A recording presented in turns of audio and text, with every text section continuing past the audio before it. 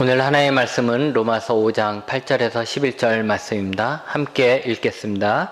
우리가 아직 죄인 되었을 때 그리스도께서 우리를 위하여 죽으심으로 하나님께서 우리에 대한 자기의 사랑을 확증하셨느니라. 그러면 이제 우리가 그의 피로 말미암아 의롭다 하심을 받았으니 더욱 그로 말미암아 진노하심에서 구원을 받을 것이니 곧 우리가 원수 되었을 때 그의 아들의 죽으심으로 말미암아 하나님과 화목하게 되었은즉 화목하게 된 자로서는 더욱 그의 살아나심으로 말미암아 구원을 받을 것이니라. 그뿐 아니라 이제 우리로 화목하게 하신 우리 주 예수 그리스도로 말미암아 하나님 안에서 또한 즐거워하느니라. 아멘. 한 잘생긴 백만장자가 사업상 여자 파트너가 필요했습니다. 그래서 그는 거리에서 몸을 파는 여자를 돈을 주고 고용을 합니다. 일주일 동안만 백만장자의 파트너가 되기로 했습니다. 그리고 처음 계약한 일주일이 다 되어 갑니다. 둘의 동거는 이제 끝나고 남자는 자신의 고향으로, 여자는 다시 거리로 나가야 하는 시간이 되었습니다. 여자는 백만장자가 마음에 들어 계속 함께하고 싶었지만 그를 잡을 수가 없었습니다. 자신은 거리에서 몸을 파는 여자로서 사람들에게 손가락질 받는 여자였고, 그 남자는 모든 여자들이 좋아하는 백만장자이기 때문입니다. 이 남자도 이 여자가 좋았습니다. 그러나 결혼의 상대자로서는 아니었습니다. 거리에서 몸을 파는 여자를 아내로 맞이한다는 것은 결코 쉬운 일이 아니죠. 그는 이제 갈등을 하다가 결국 멋진 차를 타고 이 여자가 사는 집으로 꽃을 들고 가서 청혼을 합니다. 이 영화는 여기서 끝이 납니다. 그런데 저는 그 다음 이야기를 상상해 봅니다. 거리에서 몸을 파는 여자와 백만장자가 결혼해서 계속해서 행복하게 살 수 있었을까요? 둘이 계속 열렬히 사랑한다면 행복하겠죠. 하지만 둘 중에 누구 하나가 상대방의 사랑을 의심한다면 금방 불행하게 될 것입니다. 살다 보면 싸울 수도 있는데 이 여인은 자신이 과거에 창녀였기 때문에 이 남자가 나를 막대한다, 나를 죄인 취급한다라고 스스로 생각하거나 아니면 나를 더 이상 사랑하지 않는다라고 생각하면 불행해지는 것이죠. 남편이 여전히 사랑하고 있다고 한다 할지라도 이 여자가 자신의 과거를 잊지 못하고 언제든지 이 남자는 나의 과거의 죄 때문에 나를 떠날지도 몰라, 나를 사랑하지 않을 거야 라는 생각을 가지게 되면 이 여인은 막 불안한 거죠. 사랑하는 남편과 있으면서도, 나를 사랑해주는 남편과 있으면서도 이 여인은 불안해지게 돼요. 그러면 어떻게 됩니까? 결혼이 불행해지는 거예요. 결혼은 서로의 신뢰가 참 중요합니다. 그런데 그 신뢰가 상대방이 신뢰받지 못할 일을 해서 깨질 수도 있지만, 반대로 상대방은 여전히 변함이 없는데 나의 약점 때문에, 나의 떳떳하지 못했던 어떤 과거 때문에 상대방과 상관없이 나 스스로 상대방의 사랑을 신뢰하지 못하는 거죠. 나는 사랑받을 수 없는 사람이야, 이런 생각을 가지고 있으니까 상대방이 아무리 사랑해도 그 사랑이 내게 되는 게 아니에요. 그래서 결혼하면 서로의 과거를 묻지 말라는 말도 하잖아요. 여러분, 하나님이 여러분을 사랑하십니까? 제가 물으면 쉽게 대답할 수 있을 거예요, 그래도. 그런데 여러분이 속으로 스스로에게 물어보세요. 하나님이 나를 사랑하실까? 한번 속으로 물어보세요. 하나님이 나를 사랑하실까? 여러분 어떻습니까? 그 마음이 그때그때 좀 다르죠. 어느 때는 하나님이 나를 사랑하시는 것 같기도 하고 어느 때는 하나님이 나를 사랑하지 않는 것 같아요. 우리의 신앙이, 하나님에 대한 우리의 충성도가 오르락 내리락 하듯이 우리를 향한 하나님의 사랑도 오르락 내리락 하는 것 같다는 거죠. 하나님이 나를 사랑하실까? 죄인인 나를 사랑하실까? 하나님이 싫어하시는 일을 하는 나를 사랑하실까? 살인자인 나를 사랑하실까? 실패한 나를 사랑하실까? 아무런 능력도 없는 나를 사랑하실까? 나이 많은 나를 사랑하실까? 하나님의 사랑을 외면했던 나를 사랑하실까? 하나님의 벌을 받은 나를 사랑하실까? 대답은 네, 하나님은 사랑하십니다. 왜 그런가 하면 하나님의 사랑은 우리의 감정, 기분, 상태를 기준으로 하지 않아요. 우리는 사실 우리의 기분이나 상태에 따라서 하나님을 사랑하기도 하고 사랑하지 않기도 하잖아요. 내가 기분이 좋으면 막 하나님 사랑합니다 막 이렇게 하다가 또 좋은 일만 생기면, 아니면 내가 기도했던 게 이루어지면 나 이제부터 교회 가서 열심히 할래, 하나님 열심히 섬길래 막 이렇게 해요. 그러다가 그냥 세상에 묻혀 살다 보면 하나님을 잊어버리게 되고 또 하나님 사랑하지 않는 것 같고, 막 하나님을 사랑했을 때는 일주일에 한 번, 두 번, 이것도 교회 가는 것도 성이 안 차서 세 번, 네 번도 오는데 내 마음에, 내 상황에 이렇게 묻혀버리다 보면 일주일에 한 번 교회 가는 것도 힘들어지는 거예요. 그러니까 우리는 그래요. 우리는 사실 우리 기분이나 상태에 따라서 하나님을 사랑하기도 하고 사랑하지 않기도 합니다. 우리는 하나님을 그렇게 대하고 있어요. 그래서 하나님도 우리를 그렇게 대하실 거야 라고 생각합니다만 하나님은 그렇지 않습니다. 우리를 향한 하나님의 사랑은 우리의 생각, 감정에 따라 변하지 않아요. 오늘 우리가 읽은 말씀 속에서 알아야 할 것은 첫째, 하나님이 먼저 사랑하셨다라는 거예요. 가끔 오래된 연인들은 누가 먼저 사랑했냐라고 서로 다투죠. 네가 먼저 좋아했지, 내가 먼저 좋아했냐. 그렇게 하면서 서로 다투기도 하죠. 그런데 하나님하고는 이런 문제로 다툴 것이 하나도 없어요. 하나님이 나를 먼저 사랑했습니다. 심지어는 나조차 나를 사랑하지 못할 때가 있잖아요. 아우, 나 같은 건 죽어야 돼. 아우, 나 같은 게 누가 나를 좋아하겠어. 나도 내가 싫어. 막 이렇게 그럴 때가 있잖아요. 그런데 그럴 때도 하나님은 나를 사랑하신다는 겁니다. 여러분, 잘 아셔야 할 게, 우리가 하나님을 사랑했기 때문에 하나님께서 그 사랑을 받으시고 우리를 사랑하신 것이 아니에요. 하나님이 김 집사가 나를 사과만큼 사랑하는구나. 그러니까 나도 너를 사과만큼 사랑한다. 박 권사가 나를 호박만큼 사랑하는구나. 그래, 나도 너 호박만큼 사랑해.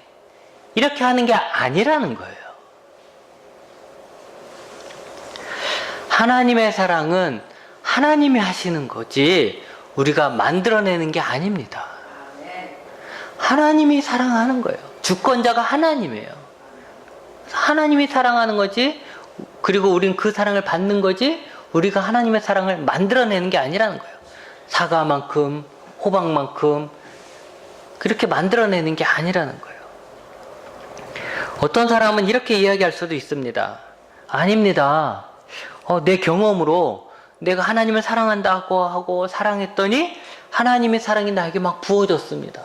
내가 하나님을 열렬히 찾고 또 하나님께 예배드리고 막 뜨겁게 기도했고 그렇게 열심히 믿었더니 하나님이 나를 막 사랑하셨습니다. 그러니까 내가 먼저 하나님 사랑한 거예요 라고 할 수 있죠. 물론 우리가 열심히 예배드리고 열심히 기도하고 찬양을 할 때 하나님의 사랑이 더 실감나고 더 커지는, 감정적으로 커지는 거예요. 우리에게. 그런데 여러분, 중요한 것은 뭐냐면 하나님이 먼저 우리를 사랑하지 않았다면 우리는 하나님을 예배할 수도 기도할 수도 찬양할 수도 없다는 것입니다. 하나님의 사랑이 우리에게 있지 않다면, 하나님이 우리를 각자를 사랑하지 않았다면 이 자리에 여러분이 앉아 있을 수가 없는 거예요. 하나님과 우리의 관계는 그렇게 시작되는 거예요. 하나님의 먼저 사랑으로 우리가 하나님과의 관계가 시작되는 거죠. 우리가 진심으로 하나님을 예배하고 찬양하고 기도할 수 있다는 이 증거가 바로 하나님이 나를 사랑하신다는 거예요. 하나님이 먼저 우리를 사랑하셨습니다. 만약 우리 중에 아직 난 하나님을 사랑하지 않아, 난 하나님 아직 잘 모르겠어, 그런 사람이 있다 할지라도 하나님은 그 사람을 사랑하고 계십니다. 둘째는 하나님은 우리가 죄인이었을 때 사랑하셨습니다.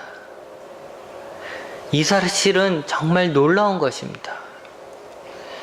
우리는 죄인 너무 많이 듣고 나는 죄인이 하니까 죄인이 별거 아닌 것처럼 느껴지는데 하나님은 거룩하신 분이잖아요.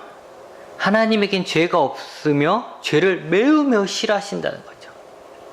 하나님이 가장 싫어하는 게 죄라는 거예요. 그런 분이, 죄가 없고 죄를 아주 싫어하시는 그분이 죄를 짓고 있는 우리를 사랑하신다는 거예요. 예를 들면 이런 거죠. 아주 깔끔한 것을 좋아하는 우리가 어느 날 오물을 뒤집어 써서 냄새가 나는 사람을 사랑하는 거예요. 그런데 그 사람이 오물을 뒤집어 썼다가 그것을 목욕을 하고 해서 깨끗하게 된 다음에, 깨끗한 옷을 갈아입고 난 다음에 사랑한 것이 아니고 오물을 뒤집어 쓴 그 상태에 있는 사람을 우리가 가서 안아주고 사랑하는 거예요. 여러분, 이게 상상이 됩니까? 근데 반대로 생각하면 얼마나 사랑해야, 이 사람을 얼마나 사랑해야 오물을 뒤집어 쓰고 있는데도 내가 당신을 사랑합니다 라고 말할 수 있겠습니까? 하나님은 우리가 의인이 된 다음에, 죄에서 벗어난 다음에 우리를 사랑한 것이 아닙니다. 더러운 죄인이었을 때부터 우리를 사랑하신 것입니다. 그런데 더 놀라운 것은 우리가 단순한 죄인뿐만이 아니라 하나님의 진노를 받아야 될 하나님의 원수였다는 것입니다. 하나님의 편이 아니라 사탄의 편에 서서 하나님을 대적하는, 하나님을 거역하는, 하나님을 따르는 자가 아니라 사탄을 따르는 자로서 하나님의 원수였던 것이죠. 그래서 하나님의 나라를 이루어가는 것이 아니라 하나님 나라를 망가뜨리는, 이 세상을 망가뜨리는, 죄로 오염시키고 있는 그런 하나님의 원수였다라는 거예요. 예수님이 그랬죠. 우리에게 원수를 사랑하라고. 근데 그것이 가능합니까? 우리의 힘으로는 원수를 미워할 뿐이고 사랑할 수가 없어요. 근데 하나님은 하나님의 원수인 우리를 사랑하셨습니다. 우리가 하나님께 먼저 항복해서 사랑한 것이 아닙니다. 아직 항복도 하지 않는, 하나님을 향해서 막 삿대질하고 있는, 하나님과 대적하고 있는 원수였는데 그런 우리를 사랑하신 것입니다. 하나님의 원수인 나를 사랑하신 그 하나님을 알게 된다면 우리도 원수를 용서할 수 있는 힘을 가지게 되는 것입니다. 내 힘으로 원수를 사랑하는 게 아니에요. 하나님이 원수인 나를 사랑하셨구나 라는 것을 진짜 알게 됐을 때 나도 원수를 사랑할 수 있는 힘이 생긴다는 것입니다. 목사님, 하나님이 나를 사랑하실까요? 네, 사랑하십니다. 난 아직 하나님을 잘 믿지도 않고 사랑하는 마음도 없는데 날 사랑하실까요? 네, 하나님은 사랑하십니다. 난 죄인인데, 나 또 죄 짓는데, 나 맨날 죄만 짓고 사는데 그래도 나를 사랑하실까요? 네, 사랑하십니다.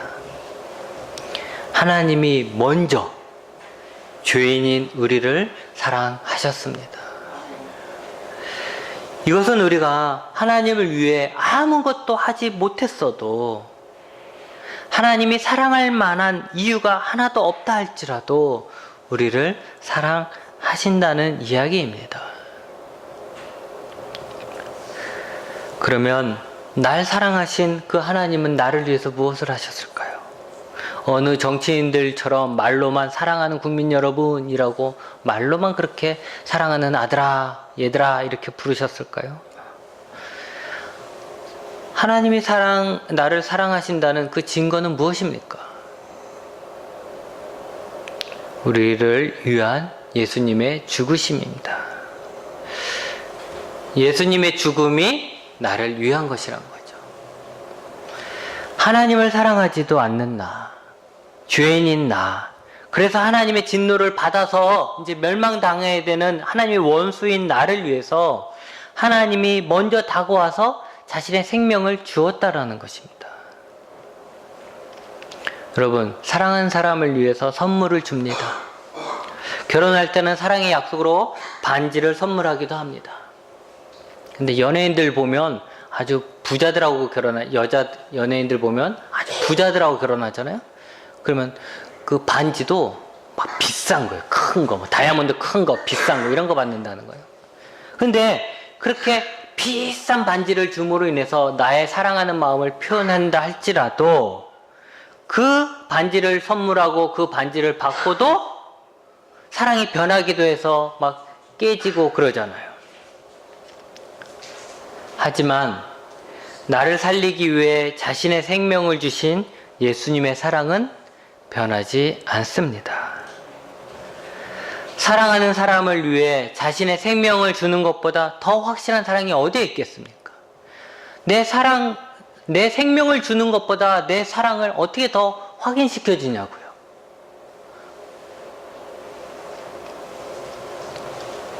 하나님은 나를 사랑하실까요? 네, 하나님은 여러분을 사랑하십니다. 믿으셔도 됩니다. 확신하셔도 됩니다. 하나님은 내가 사랑하기도 전에 먼저 나를 사랑하셨습니다. 그러기에 지금 내가 사랑하지 않아도 하나님은 나를 사랑하시는 거죠. 하나님은 내가 죄인의 모습으로 있을 때부터 나를 사랑하셨습니다. 그렇기 때문에 내 행동이 내 마음속에 죄가 있다 할지라도 하나님은 나를 사랑하십니다. 그리고 하나님의 원수인 나를 위해 죽으심으로 나를 얼마나 사랑하고 있는지 증명하셨습니다. 그러면 여러분, 더 이상 하나님의 사랑을 의심하지 마십시오. 하루에도 수백 번씩 변하는 게 우리의 마음인데 우리의 마음에 따라서 우리의 마음의 상태를 기준으로 하나님 날 사랑한다, 사랑하지 않는다 이런 거 하지 말라는 거예요. 우리의 작은 충성도에 따라서 내가 하나님을 많이 충성하면 하나님 나를 많이 사랑하시고 내가 하나님께 조금 충성하면 하나님 나를 조금 사랑하고 이렇게 생각하지 말라는 거예요. 하나님은 우리를 사랑하십니다. 이것이 사실이에요. 지구가 둥근 것처럼 하나님은 우리를 사랑하시는 거예요. 예수님은 우리의 죄를 씻기 위해 우리를 살리기 위해 죽으셨습니다. 우리는 그의 피로 말미암아 예수님의 아름다운 신부가 되어 멋진 예수님과 결혼을 했습니다. 있을 수 없는 일이죠. 정말 창녀가 백만장자를 만나는 일과 같은 그보다 더 큰 일이라는 거죠. 있을 수 없는 일, 믿기지 않는 일이 일어난 거예요. 그러기에 우리는 이 복을, 이 기회를 누리면 되는 거예요.